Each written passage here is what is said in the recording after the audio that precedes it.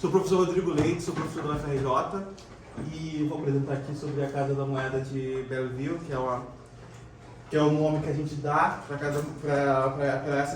essa fábrica que a gente tem nos Estados Unidos. Aqui está a prefeitura da cidade de Belleville, tem cerca de 30 mil habitantes aqui em Nova Jersey, nos Estados Unidos. E essa daqui é a fábrica dessa, o nome informal é Belleville Wire Works. Isso em 1885, depois que ela já foi vendida. Essa fábrica, na década de 1830, ela é chamada de Stevens, Thomas and Fuller. E eles fabricavam, além de wire works, eles também fabricavam botões e faziam punhagens de tokens. Em 1839 foi transformada nessa The Wheat Wire and Rolling Mills. Então, ou seja, a cunhagem falsa nessa fábrica, ela ocorreu entre 1829 e 1840. Depois parou de ser cunhagem, porque ela parou de cunhar e passou só a fazer fios de metal, né? Metalurgia em geral. Um exemplo, certo, de medalha cunhada lá. Essa é a medalha cunhada para a campanha do governador do estado de Nova York, William Seward, em 1834. Essas medalhas políticas americanas têm uma qualidade de cunhagem muito baixa, né? Porque era quase como se fosse o que hoje em dia se chama santinho, que você dava para as pessoas, e circulava como propaganda política. A qualidade era muito baixa, né? E quem abriu o cunho no início era um inglês chamado John Gibbs, mas depois já foi aberto pelo James Gardner, que muito provavelmente quem começou a abrir moeda falsa foi o James Gardner. E a gente sabe disso por causa do processo que teve lá no governo dos Estados Unidos. A gente vê que a qualidade era, aqui está a foto, que foi utilizada como base para a abertura do punho, porque a gente vê que o busto foi razoavelmente bem aberto, especialmente com uma medalha política americana. Então mostra que os abridores de punho deles, eles eram muito talentosos. Essa a gente não sabe se foi o Gibbs ou o Gardner que abriu. Mas essa prova aqui da Libéria, a gente sabe que foi o Gardner que cunhou, que é provavelmente responsável pelas moedas falsas enviadas para o Brasil nessa época, década de 1830. A gente claramente vê a qualidade artística do Gardner. Você vê que ele tinha uma qualidade muito grande. Então esse é um ensaio de um cente para a Libéria, sob a égide da American Colonization Society, em 1816. Foi quando 16, mas essa é de 1833, que foi quando o Gardner entrou para a Stevens Fuller Company. E então a gente claramente consegue ver que é um gravador bastante talentoso. Isso explica porque quando nós fomos analisar as moedas falsas que ele abria com uma qualidade muito grande. E quais são as informações que nós temos dessas peças? São os Estados Unidos versus Gardner, que é esse processo que foi aberto. E agora um pouco sobre esse processo. Ele foi em 2 de junho de 1835, né? Foram 4 pessoas para a casa do Gardner, que era o abridor de cunho dessa casa da moeda que cunhava moedas falsas, que foi o Marshall Darcy, o xerife Robinson, o Deputy Ball e o Sr. King. Nós temos até os nomes de quem foi. E aí eles pegaram o Gardner, que ele era um abridor de cunho. Ele morava numa mansão em Belleville. Então, ou seja, a gente conseguia, e é descrito até com um certo nível de detalhe, quantos quartos tinha, o tamanho do terreno, etc. Então a gente conseguia ver que essa cunhagem de moedas falsas gerou bastante dinheiro para ele. E olha que ele era o abridor de cunho, que ficava provavelmente com a menor parte dos lucros. Quem ficava com a maior parte eram os donos da metalúrgica. Então a gente conseguia ver o quão lucrativa era essa operação.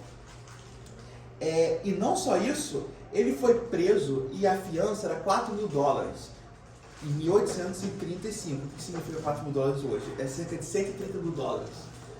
E os donos da Casa da Moeda que falsificava pagaram em dinheiro no mesmo dia, 4 mil dólares. Então isso mostra o quê? Quanto de dinheiro os caras conseguiam ter falsificando moeda. E não só isso, eles contrataram o senador Samuel Lewis, foi senador pelo estado de Nova Jersey, foi governador de Nova Jersey para ser o advogado dele. Não devia ser barato contratar esse cara. Contratar um senador americano para ser o seu advogado, num caso de falsificação de moeda. Então isso demonstra duas coisas. Em primeiro lugar, a conexão política que eles tinham. Em segundo lugar, o quanto de dinheiro eles tinham. Poder pagar no ato 4 mil dólares para poder liberar o Abdul de Cunho e contratar um advogado do calibre de um senador dos Estados Unidos para poder defender ele. E sem falar também da mansão que ele morava. Então isso demonstra que o fato dele viver numa casa tão grande, conseguir contratar um advogado que era senador, ex-governador e ex-ministro, além da Casa da Moeda pagar um valor tão alto, demonstra que a atividade dessa Casa da Moeda dava muitos lucros. Quais eram os registros? Então, eles fizeram registros de algumas do que foram apreendido. Foram apreendidos cunhos de moedas espanholas falsas, datadas de 1815 e 1816, cunhos para a produção de moedas falsas do Haiti, diversos sacos com moedas falsas do Haiti e diversas outras moedas falsas. Eles entram em detalhes com outras moedas falsas, mas não chegam a falar do Brasil. Depois eu tento tentar explicar sobre porquê, falar sobre isso. Eles também pegaram o ajudante dele, e o ajudante testemunhou, que eles fabricavam, que eles chamavam de pistarins, que eram moedas falsas de 2 reais de prata baixa, que são reais de velhon, que eles eram cunhados em cerca de prata 800 ao invés de prata 900, né?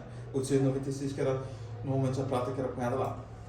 E a gente tem um desenho assim meio cru das pistarins falsificadas, que está lá, Obverse, Carolus 4, Dei Gracia, 1794, Reversal, o cara desenhou lá o escudo, e aí espanhavam, etc., 2 reais, e aí também falando que eles pegaram um de Fernando VII, 1823 e 1824.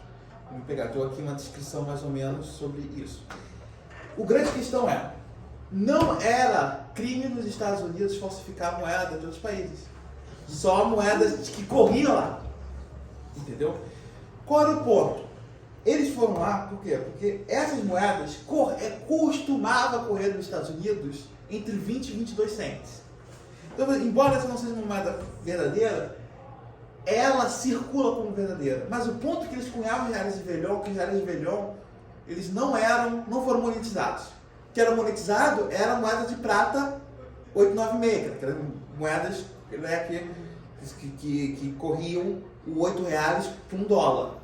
4 reais, half dollar, 2 reais, 25 cents. Como essa era de prata mais baixa, corria 20 a 22 cents, que é um desconto pelo fato de ser prata mais baixa.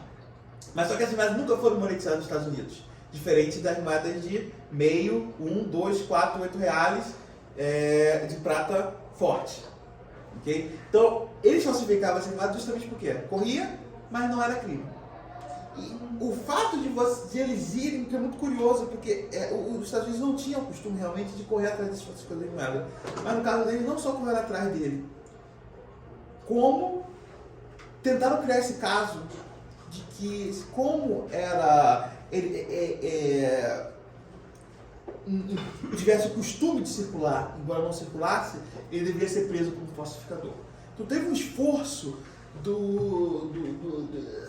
da prosecution, né, do Ministério Público dos Estados Unidos, de tentar pegar esse falsificador. Só que aí ele foi condenado em primeira instância e recorreu para a Suprema Corte dos Estados Unidos. E aí, aqui a Suprema Corte dos Estados Unidos tem lá a decisão, que é uma decisão bastante grande, mas a Suprema Corte dos Estados Unidos decidiu que essas moedas elas não eram monetizadas por força de lei, por isso ele não cometeu um crime. E isso ele foi liberado. Isso foi foi em 1874. E aí ele foi, a Suprema Corte decidiu que as moedas diárias de velhon não faziam parte das peças monetizadas pelos Estados Unidos e assim não houve crime de falsificação. Então essa decisão ela legalizou que a cunhagem de moeda é falsa nos Estados Unidos, o que sem dúvida deve ter feito com que a falsificação de peças estrangeiras aumentasse. Porque agora você tem os Estados Unidos, diferente do Brasil, que a gente chama de civil law, né, que a lei é normatizada através de leis. Os Estados Unidos é muito a jurisprudência. Você tem essa jurisprudência da Suprema Corte de que a cunhagem de moeda falsa nos Estados Unidos não era crime. Isso praticamente liberou a cunhagem de moeda falsa nos Estados Unidos. Não é, então, portanto, surpresa que veio tanta moeda falsa nos Estados Unidos. Em 1964, como pode falar, isso não é crime. Entendeu? E aqui a gente tem essa moeda que está no arquivo da American Numismatic Society, que era uma moeda falsa de 100 centímetros, né, sobre um cento americano, de 1830, o ano 27. Né? Essa a gente sabe que foi cunhada em Belleville com a abertura do Garden. Né? Uma coisa interessante é que se você olhar no catálogo Krause, essa KM23A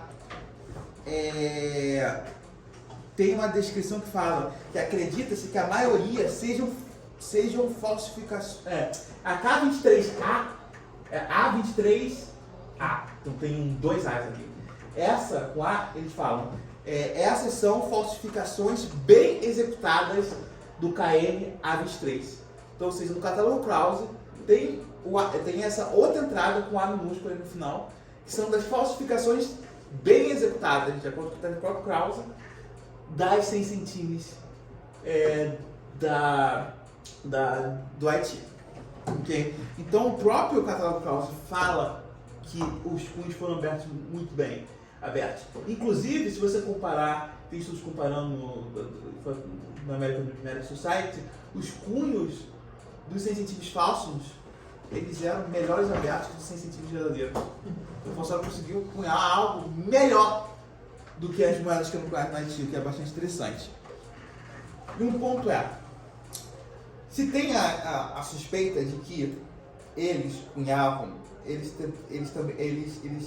especialmente no início, tentaram cunhar moeda americana falsa.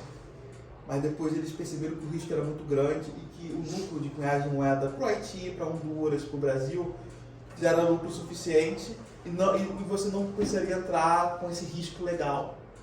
Então o que eles fizeram, na verdade? Eles abriram alguns cunhos de $50 falso. Só que eles usaram, para poder não falar que a gente estava testando com moeda falsa, o que eles fizeram? Primeiro cunhavam uma moeda de um outro país falsa, depois cunhavam $50 dos Estados Unidos em cima, para poder testar o cunho. Depois, acredita-se que se tiveram cunhado $50 falso, tenha sido muito pouco. E aqui nós temos cunhado de Belleville, eles cunharam um R$80 falso, e depois cunharam $50 falso em cima do R$80, para que isso não fosse classificado como moeda falsa. Por quê? Porque isso aqui não é moeda brasileira, não é moeda americana, é moeda brasileira, por isso que eles cunharam duas. Então, isso está no catálogo Pollock. O catálogo Pollock é um catálogo de provas americanas, né, como pattern, né? Mas na verdade então essa interessante, que é um $50 falso de 1832 sobre R$80 falso de 1832 também. Então é isso. Então quais são as moedas falsas que, segundo o Bill Dalzell, que fez um estudo lá para a American Numismatic Society, ele fala. Então foi tokens canadenses, Nova Escócia e Montreal. No Canadá tem algumas moedas falsas que eram cunhadas em Birmingham, que eram alguns tokens que tinham legendas que não faziam sentido, né? Que você fazia isso para poder falar que não era falso. Não se tem notícia, não se tem prova de que Belleville tenha cunhado esses tipos de tokens que imitavam moeda britânica para correr no Canadá. Eles cunhavam, eram tokens canadenses falsos. Moedas de 50 e 100 centímetros do Haiti, porque eram prata baixa, então eles conseguiam cunhar em cobre e passar, né, e exportar para o Haiti. Moedas de 20, 40 e R$80 no Brasil. E moedas de R$2 em Honduras, 1833 TF. Aqui tem essa possibilidade. E aqui Isso é muito interessante. É que eu quero falar sobre uma coisa que é uma especulação, mas é uma especulação que eu acredito que tem algumas coisas para nós entendermos. Ele foi pego mais ou menos na época do governo brasileiro, e no Senado também teve discussões sobre as forças americanas. Ele foi preso mais ou menos nessa mesma época. E o fato deles terem prendido e o fato deles terem ido em tantos detalhes sobre outras moedas falsas americanas que ele cunhou, mas não entrando em detalhes das moedas falsas brasileiras, pode ser, e aqui é uma especulação minha, que o governo brasileiro tenha reclamado, porque se você notar, ele já fala qual é a empresa aqui. Esse é um jornal Fluminense de 24 de setembro de 1964. Esse mesmo aqui está também no livro do Rogério Matapera, do Enio Garnett, o livro Todas as Moedas Falsas do Brasil. Eles também tem esse mesmo texto. E mais ou menos nessa mesma época ele foi preso também. Então uma coisa interessante é que, e aqui tem essa coincidência número 1, que o Brasil começa a reclamar disso na época que ele foi preso, coincidência número 2, que eles não entraram em detalhes das moedas brasileiras falsificadas, entraram em detalhes sobre outras moedas falsificadas. Então será que o Brasil fez algum tipo de pressão diplomática nos Estados Unidos? O Brasil tinha uma relação boa com os Estados Unidos nessa época, até que na mesma época que tem lá em Nova York aquela estátua do José Bonifácio, etc. O Brasil tinha uma boa relação com os Estados Unidos nessa época, uma relação bastante forte. Nessa época da recém-independência do Brasil. Será que então que eles conseguiram convencer a gente lá a ir atrás desses falsários e depois acabou que não deu certo? Porque é uma coisa que é muitas coincidências. Pode ser simplesmente coincidência, mas pode ser algo que se tem aí uma pressão diplomática do Brasil para os Estados Unidos tenham agido. Né? E aqui a gente vê, e aqui eles falam mais ou menos quantas moedas eles cunhavam em 24 horas. Eles cunhavam 120 grosas de moedas de 80 reais e 40 reais.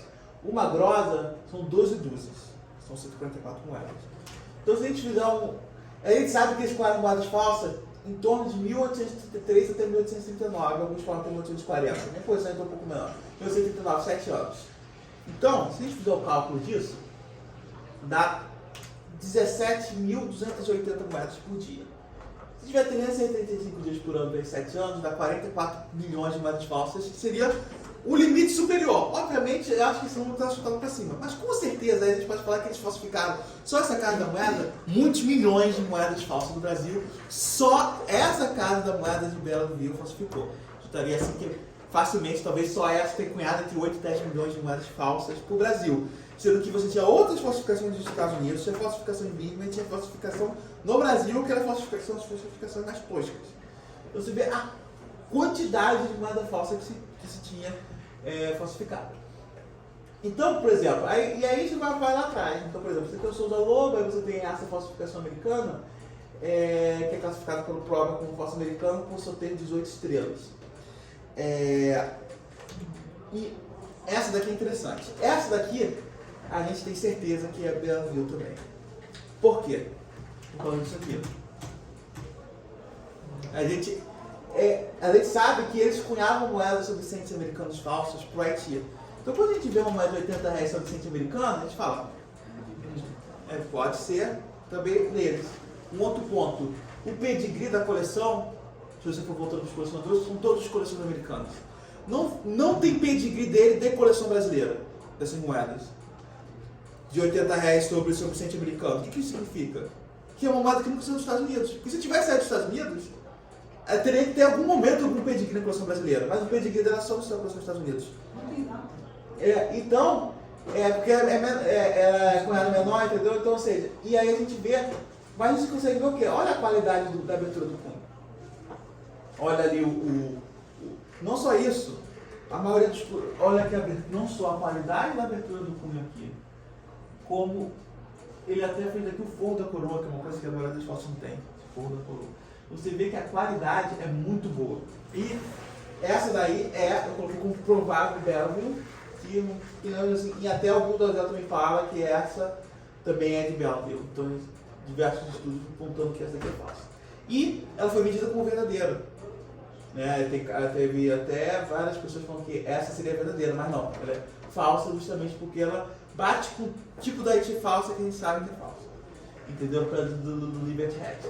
E essa aqui foi a leilão recentemente na na Vila Rica, no caso de leilões, né? Moedas. E esse é o envelope do Solon de Barros. Está escrito o quê? Vou pegar aqui para poder ler, porque está lá tão pequeno. Ó, está escrito no envelope foi da apreensão de um caixote contendo um grande número de moedas de cobre pela Alfândega de Santos em 1838. Esta, contrastada, porque ela está com Tarot Day, era de procedência americana. Se você for lá embaixo, o próprio Solon de Barros coloca gravura bela. E aqui é um zoom na moeda. Olha a qualidade da abertura desse cunho. Então, pela qualidade do cunho aberto, a gente vê que eu estou me colocando como provável Belleville. Uma coisa interessante, é que acho que uma coincidência, mas se você notar que a moeda de Belleville ela tem esses clipes, provavelmente do corte, né, da temperatura do lago, né? Mas você vê claramente que é uma gravura muito bem executada. Novamente, uma coisa que eu acho interessante, é porque que eu sempre olho quando eu olho falsa, é o campo, o verde do campo do escudo do Império. Né? Você vê muitas falsas que as linhas elas são grossas e muito mal feitas. Você vê a qualidade e a finura da linha. Né? Para abrir uma linha assim fina, não é algo trivial, né? Que a gente não vê na maioria das falsas. A gente vê a qualidade dessas falsas. E aqui outra, essa da minha coleção, que eu também acho que eu coloco um possível falso de Belleville, a gente também vê a qualidade disso, é um talho de lei. E também pelo tipo do escudo, etc. Isso daí essa daqui já diria que é mais discutível se é ou não é, eu estou colocando como possível. Essa aqui é da minha coleção também, é 30 reais. E elas não são raras, é difícil conseguir diferenciar. Porque vocês cunharam muitos milhões, tá aí. Agora é difícil saber, ok, qual é a verdadeira e qual é a falsa. Se você for pegar, por exemplo, e aqui a próxima.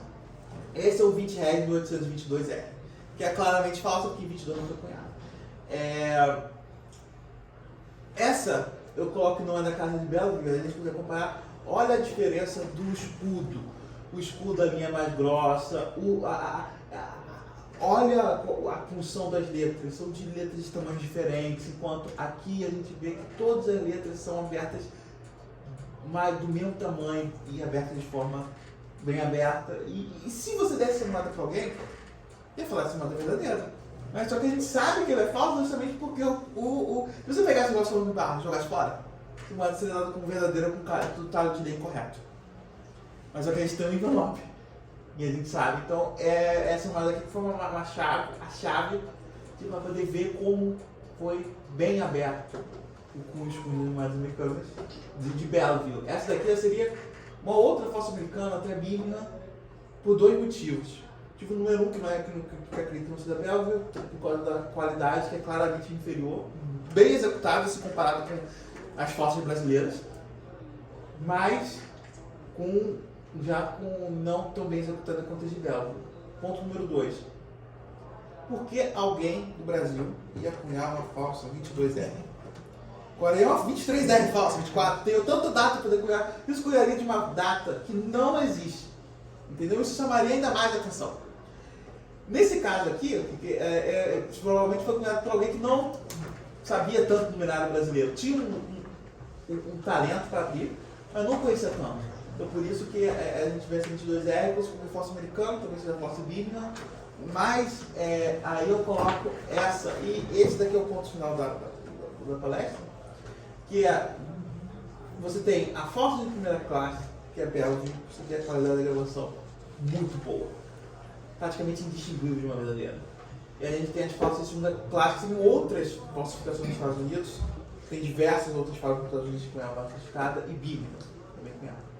E a gente sabe que a gravação de Birmingham era boa, mas não tão boa, porque a gente sabe de moedas de Birmingham cunhadas falsas para a circulação do Canadá, que são esses tokens canadenses, e a gente vê que a qualidade não era tão boa. Eu tenho uma dessas na minha coleção. Agora eu esqueci o nome, eles tem até um catálogo de tokens falsos no Canadá, e você vê que a qualidade também não era do nível. Por algum motivo, Belleville tinha esse gravador, que era o Joseph Gardner, de uma qualidade muito alta, e aí a gente consegue ver que o trabalho dele era de um nível excepcional, e aí por causa disso a gente sabe que era diferente das outras. Mas tem um sem número de outras falsas assim, a gente não sabe de onde veio. E as falsas de terceira classe e as falsas brasileiras, Bahia, que são falso Iguape, etc. E aí você vê que empregaram, como nos Estados Unidos, né, e na Inglaterra, mais desenvolvidos, e com a profissão de abridor de cunho com mais escolas de abridores de cunho, etc., você conseguia contratar abridores de cunho, né, de boa qualidade para poder fazer falsificado, mas no Brasil não. No Brasil, os bons abridores de cunho iam trabalhar em outras coisas e não iam fazer mais falsificado. E fazer mais falsificado você via que era realmente abridor de cunho, que alguns com mais talento que os outros, você vai ter desde aquela Shen até algumas falsificações mais bem feitas, porém, né, que troca pegúnia ao invés de pecúnia, etc., troca as funções. Você vê que não tem tanto cuidado assim. E seriam as falsas brasileiras que a gente consegue ver. Então, essas aqui são essas 3 classes de moedas falsas, que é falsas brasileiras, falsas estrangeiras e, dentro das falsas estrangeiras, Belleville, que era uma qualidade muito superior, né, que só ela com muitos milhões de moedas falsificadas. E essa é a história. Então, ou seja, é uma história que se não fosse duas coisas. O processo contra ele nos Estados Unidos, que revelou muita informação. E 2, esse envelope aqui do Solange Barros, contando essa história, a gente não conseguiria triangular isso. Então, esses dois, digamos assim, acidentes de percurso, conseguem triangular e tentar ter alguns exemplos de moedas que seriam falsificadas por eles. E aqui termino com a bibliografia. Ok? Então é isso. Acabei terminei até uns 13 minutos mais cedo. Você comentou uma coisa, que então, o que justificava nos Estados Unidos poder falsificar moedas não americanas é que não era ilegal. Exatamente. Mas aqui no Brasil, se você falsificasse moeda, você morria. Exatamente. Então, assim, um bom abridor de cunho no Brasil não ia, exatamente. Não ia querer. Não ia querer, e 2, nos Estados Unidos, você também tinha muito mais, você tinha uma indústria muito mais avançada do ponto de vista até de treinamento, porque, por exemplo, o Gardner foi treinado em Birmingham e depois foi para os Estados Unidos. Então, enquanto no Brasil, o número de pessoas que conseguiam realmente abrir um cunho de qualidade, eles eram bastante diminutos. Tanto é que a gente vê até mesmo medalhas no Brasil, a gente vê que as medalhas oficiais são bem feitas, mas tem muitas medalhas no Brasil não oficiais que você vê que são de qualidade inferior. Então, até mesmo abrir medalha no Brasil era difícil. Fora os grandes abridores de cunho que vieram do exterior, mesmo franceses, todos os outros, me dá a impressão, até a gente ouviu hoje de manhã, parece que é algo que fica no ar, que o pessoal da Casa da Moeda do Brasil treina os próprios funcionários para as coisas de segredo de Estado. E a gente ouviu exatamente essa explicação. Isso aqui a gente aprende só lá dentro, não aprende em qualquer outro lugar. Parece que existe um corporativismo da Casa da Moeda do Brasil, que não é de hoje. É que você está contando de uma época... Exatamente. E não tinha nenhum curso de gravura. O curso de gravura no Brasil vai ganhar um salto de qualidade com o Girardet. Com o Girardet vai para a Escola de Belas Artes, que agora é a Escola de Belas Artes da UFRJ, e que ele começa o curso de gravura, começa com o professor do curso de gravura, e aí a gente começa a treinar pessoas do curso com mais qualidade na gravura no Brasil no século XX, com o Girardet. Até lá, o curso de gravura no Brasil era praticamente inexistente. Então... Pois é, mesmo hoje, a gente conviveu com a Fernanda aqui ontem, hoje de manhã, a Fernanda Costa, que é o que a gente chama de um abridor de cunho, né? Ela passou 3 anos e pouco, 3 anos e meio no Japão agora, para aprender técnicas de gravura, inclusive de fundição. Ou seja, então... Estava conversando com a diretora do curso de gravura da UFRJ, um dos poucos cursos de gravura do Brasil, eles ensinam justamente gravura Porque por exemplo, gravura é desenho, não, gravura é em metal, você abre cunho. Então hoje tem curso na FRJ disso. 2 alunos, 1 aluno. Entendeu? Muito pouca procura, o curso está morrendo, quase foi descredenciado pelo MEC, inclusive, o curso de gravura da UFRJ, porque ninguém quer hoje em dia abrir gravura. Okay. Inclusive lá eles têm muita. Lá eles são. Olha que coisa interessante. Eles são treinados até hoje no curso de gravura da UFRJ com o molde do Girardet.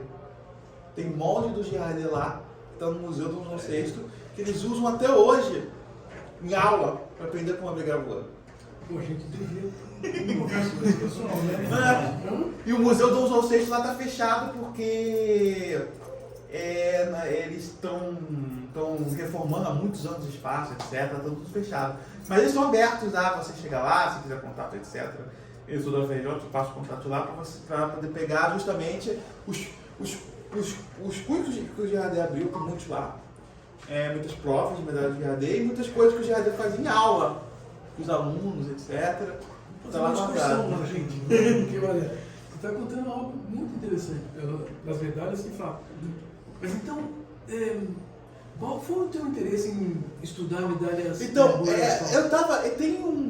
Tem uma série da American Numerical Society, que é a Round Table, que eles convidam gente para poder fazer palestra, etc. Aí, essa palestra do Bill Dozel, ele fala sobre essa. Ele fala, falsificou. E aí, essa daqui, ele fala, essa moda aqui é falsa e essa daqui também. Essas duas daqui, o Bill Dozel falou assim, que interessante. E aí, isso ficou na minha cabeça. E aí, na mesma época que eu vi isso, eu vi essa aqui, um leilão na Vila Rica. E aí eu falei, pô, isso aqui foi justamente o que eu vi 2 semanas atrás na palestra do Bill Dozel lá na American Numerical Society. E aí que eu fui procurar mais documentos, etc, para poder encontrar e contar essa história. Foi algo que foi acaso. Eu tentar olhar essa Casa da Moeda especificamente. Porque quando a gente olha a falsa americana é muito difícil você classificar, porque é muito difícil. Você consegue separar as falsas toscas, mas as boas falsificadas tem muita discussão. Ah, essa aqui é falsa, não é falsa. Até mesmo com carimbo, talvez você fala, pô, esse carimbo de escudete é bom, não é bom, esse carimbo de geral é bom, não é bom. Você tem muita discussão sobre isso, porque a quantidade de falsificação foi muito grande na época. Todo mundo abria carimbo, é mais fácil de abrir do que moeda, mas mesmo assim é muito difícil você conseguir diferenciar. Eu não sou um cobreiro, assim, tem umas moedinhas lá. Mas assim, as moedas falsas, por exemplo, da Bahia, muitas assim, você já sabe que é falsa porque... Shen, são Shen. Você joga na mesa e... Você conseguia ver, por quê? Porque nos Estados Unidos, isso é uma coisa interessante, para cada dólar que eles gastavam fazendo moeda falsa no Brasil, eles conseguiam $4 de receita, então $3 de lucro. Então o lucro, o custo era 25%. Então eles abriam com cobre e com as chapas parecidas. Inclusive a gente vê algumas chapas, se tem, por exemplo, tem uma moeda que saiu no boletim da SNB de mais de uma década atrás, se não me engano, que era uma chapa com o nome lá de uma fabricante de cobre de Birmingham. E isso, e eles classificam como verdadeira, para mim essa falsa de Birmingham. Então você via que eles tinham acesso à chapa de cobre. Aqui no Brasil, as pessoas não tinham acesso, porque a pessoa pegava a chapa mais fina de cobre possível, carimbava, ou pegava uma moeda de R$40 e metia um escudete. Por que eu vou falsificar? Isso, se eu posso pegar uma R$40, meter um escudete ali e ter um 100% de lucro automático, com menos custo, não precisa de um gravador, não precisa abrir um cunho, eu posso simplesmente falsificar o escudete. Então no Brasil, a gente tinha esse incentivo à falsificação do escudete, versus falsificar outras coisas, e 2, esse recunho falso. E quando a pessoa realmente abria, você abria com chapas bem finas, tipo a Shen, aquela chapa bem fina, parece uma chapa de R$20 que a pessoa chegava lá e com um pouco maior, a pessoa cunhava R$80. Então, e aí a gente claramente consegue ver que para o Brasil valer a pena isso, você tinha outros custos envolvidos, o cobre no Brasil era mais difícil de adquirir, você não conseguiria adquirir aquela chapa de cobre, você não tinha todo o maquinário, até a fábrica dos caras, né? Eles tinham todo o maquinário, toda uma coisa para fazer algo de qualidade. Aqui no Brasil era, no interior, e você pegava um cara que era semi-analfabeto, abria qualquer coisa lá, carimbava e passava para outras pessoas que também eram analfabetas, que não sabiam ler, e passava para ela, entendeu? Enquanto eles não, eles já tinham como eles viriam pela alfândega, etc. Então para eles também tinham um ganho em fazer uma foto de melhor qualidade, porque eles teriam que também despistar as autoridades locais na hora de trazer. Enquanto o Brasil, você já estava no Brasil, você podia jogar também no interior, etc. Então também para poder despistar a alfândega, etc., você também tinha o incentivo de fazer coisas de mais qualidade. Bom, já que você é advogado, porque assim, ficou perguntando uma coisa em termos de país. Então se vinha assim toneladas de moedas falsificadas, mas eram de boa qualidade, por que aplicar o talho da lei e não simplesmente despojar os traficantes de moedas, falsificadores, e considerá-las e colocá-las como dinheiro emitido? Então, essa é uma boa pergunta. Eu acho que isso pode ser que tenha acontecido. Não tiro isso que eles tenham pegado a moeda e colocado, não. Especialmente se uma pessoa pega lá e uma pessoa que não é tão digamos assim, tão seguindo a lei de uma forma tão certinha. E o certo era fazer isso. O certo era inutilizar a moeda. Por quê? Porque também você tem, quase como teoria de jogos, né? Você também não quer inundar o mercado. Que você também tem mas um grande problema do próprio falsificado e que isso causou inflação no Brasil. Mas isso era uma época que tinha falta de numerar. Tinha falsas numeradas nas províncias. Não no Rio de Janeiro, etc., que é onde a elite estava. E também o cobre fraco, né, acabava empurrando os metais preciosos para fora, então você dificultava ainda mais as transações. Exatamente. Se você tem uma moeda falsificada com menos cobre, você segura, né? Isso, que é a lei de Gresham, né? Que você então, segura. Se essas têm o mesmo peso das verdadeiras, elas... Eu não duvido que isso tenha acontecido, mas o certo era fazer isso porque eu acho que o principal ponto era. Eles também não. Porque você perde. Você teria que. Para poder fazer isso, você teria que mandar para o Rio de Janeiro. Para poder classificar ela, colocar ela, porque cada moeda sabia quantos milhões cunhava, tinha limite, você nunca vai cunhar mais assim, enfim. E o segundo ponto era, que eu também. Você teria que mandar para o Rio de Janeiro realizar isso. E a Casa da Moeda também teria o seu interesse de falar, pô, por que o cara está importando moeda? Está diminuindo o meu trabalho também. Porque, para pensar, talvez seria mais barato contratar esses americanos para fazer moeda para o Brasil? Então talvez você tenha os interesses na Casa da Moeda de falar o seguinte, não, isso aqui é falso. A gente importou moeda de 50 centavos da Holanda, certo de R$2 da Suécia, pelo jeito a questão... Mas mesmo assim, se você conversar com pessoas da Casa da Moeda, a pessoa fala assim, não, porque isso, eu discordo completamente disso, nós temos uma qualidade. Assim, o pessoal que fabrica papel para as cédulas de R$2, diz assim, aquele papel é ruim demais. O pessoal que faz o papel diz isso. Exatamente. Então, é porque você tem um corporativismo aí, exatamente. Mas eu acredito que tem duas coisas. Muita gente também devia. Vou dar um exemplo hoje em dia, certo? Do Rio de Janeiro. Se você chega. Quando é que você vê a operação, vou pegar tráfico de droga, etc. Quando o cara deixou de pagar um troquinho para a polícia. Então, talvez, nesse caso, os caras não pagaram o troquinho para a alfândega e a alfândega foi lá e pegou a moeda e deu. Ou, em outros momentos, não, toma aqui um dinheiro, passa, entendeu? Não duvido que isso tenha acontecido. Acontece hoje em dia, porque não vai acontecer há 100 e poucos anos atrás. Vamos lembrar que assim que a família real, quando chegou no Brasil, não tinha gente para trabalhar na alfândega. E, segundo os registros, o sujeito brasileiro foi contratado para trabalhar na alfândega, não tinha soldo, então ele foi orientado a cobrar 30% de quem estava exportando estava importando. Ou seja... Faz exatamente isso. Eu não duvido que... Não vai pagar? A gente corta tudo. Pagou, tudo bem. Exatamente. Não duvido que isso aí o cara tenha pagado, o cara não tenha pagado, tenha dado alguma outra coisa, ou eles sejam de... Ou talvez uma outra pessoa fala o seguinte, não, esse cara aí tem dois falsificadores. O cara fala assim, não, toma aí um dinheiro e segura, prende a mercadoria desse cara, que é o meu competidor. Pode ter acontecido isso também, pode ter acontecido várias coisas para poder terem pego disso, e é uma coisa que a gente nunca vai saber, porque não ficou registro disso. Como muita coisa no Rio, não ficou registro. Alguns indícios. Alguém tem perguntas aí, gente? Eu fico assim perguntando coisas porque eu fico elucubrando, né? Olha só. Mas eu tenho duas perguntas. No caso, uma pergunta. Quando esse valor dessa moeda era baseado no cobre, já metal valor, ou já era descolado? E a segunda coisa o cobre tem um peso irregular, né? Você vê que as moedas de cobre não têm um peso certinho igual as de prata, de ouro, etc.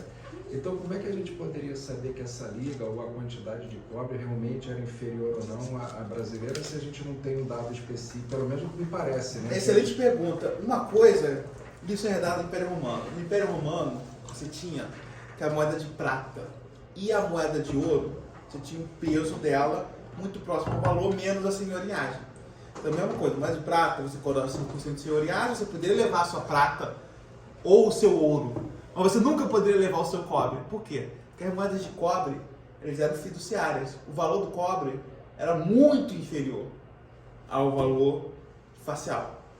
Enquanto a moeda de prata e de ouro era muito próximo, o valor de metal para o valor facial. Então por isso que a gente vê muita falsificação, a não ser a de R$960, que o valor de prata dela era próximo a R$800, né? E aí você teve aquele R$160 acima quando a coroa veio em 1808, primeiro com carimbo de Minas, R$960 eles compravam por 800, carimbavam 960. Por isso que a gente vê muita falsificação de 960, mas raramente falsificação de 160. Por quê? São as falsas americanas de prata de 960. Exatamente, a gente vê muitas falsas americanas de 960. Por quê? Porque a gente vê, onde a gente vê as falsas? Quando você tinha um descolamento do valor circulante por metal. Então você tinha um lucro nas 960, nas outras você não tinha lucro e você tinha um lucro na cobre. Então, como você tinha essa diferença, por isso não importa o preço do cobre, o cobre está mais acima, está mais abaixo, não importa, porque a diferença do cobre é tão ínfima perto disso que você tem muitas classificações. Não é coisa do Império Romano. No Império Romano, as moedas de bronze, que era a moeda que circulava, o Dupont, o Sestércio, o Ais, eles não tinha o valor do bronze ali, do cobre, entendeu? Que tinha o valor da prata. Então, sempre, e a gente vê, praticamente todos os países têm isso, uma coisa meio bimetálica. Sendo que você tem metal precioso, prata e ouro. Você tem o peso do metal e você tem a circulação do cobre, que é fiduciário. Estados Unidos foi assim, tanto é que no início, se você ver, tem algumas provas dos Estados Unidos, bem no início, que eles fabricaram uma moeda de cobre com um pouco de prata no meio, um anel de prata, quase como se fosse bimetálica, com real.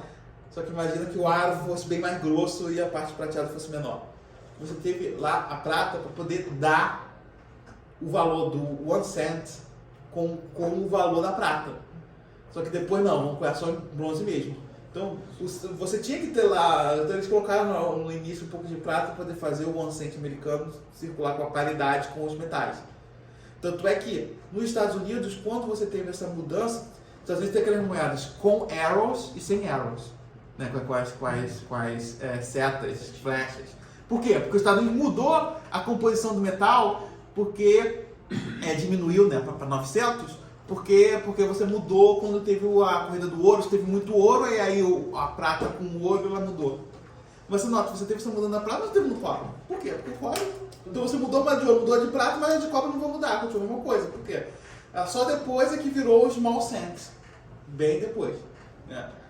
Que virou o small cent, porque foi logo antes da Guerra da Secessão, da Guerra Civil Americana. E quando mudou nos Estados Unidos para cupro-níquel. Por quê? Não, vou mudar para cupro-níquel, que é o metal mais... Né? Aí depois não, vou mudar para bronze mesmo.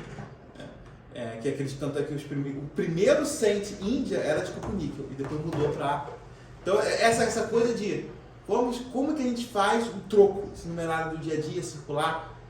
Era sempre uma questão. Foi nos Estados Unidos, foi na Inglaterra. Na Inglaterra tem também muita cunhagem de half penny, penny falsificados, etc.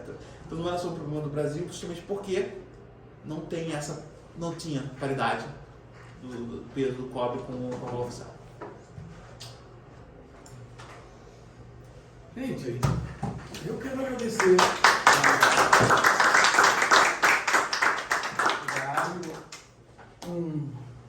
certificado, né, de lembrança, né? Obrigado. E isso aqui é a sua lembrança da Casa da Moeda. Ah, obrigado. Pediu para entregar para cada palestrante. Oh, obrigado. Ó, tem foto oficial. Ah. Ela se mostrando o certificado. Sei lá que o certificado assim.